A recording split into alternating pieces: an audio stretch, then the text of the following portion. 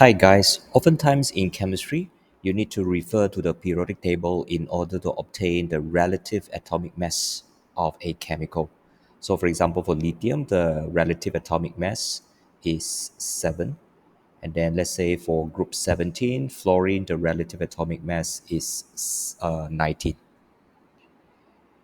Using this program written in Python, so this is the relative atomic mass lookup program, you do not need to refer to your periodic table.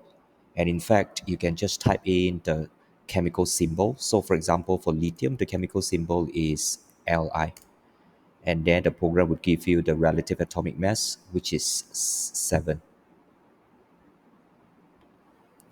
Okay, so if you type in, for example, a small letter Li, then the program would say that the element does not exist because small letter Li is not a valid chemical symbol for lithium. The first letter of a chemical symbol must be a capital letter.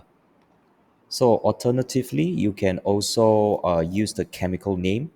So for example, for group 16, for example, the chemical name oxygen.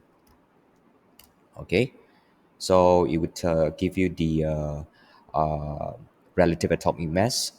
And if you use capital letters for oxygen, similarly, it would give you the atomic mass as well. Because for chemical name, it doesn't matter whether or not it's a lowercase or uppercase, they are still valid chemical name.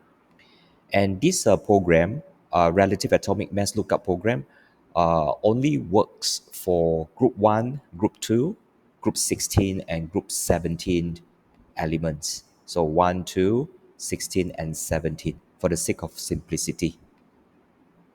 And if you read the instruction, it will say that press enter to exit the program. So if you want to exit this program, you can press enter, and then the program will exit. Thank you for watching. Bye bye.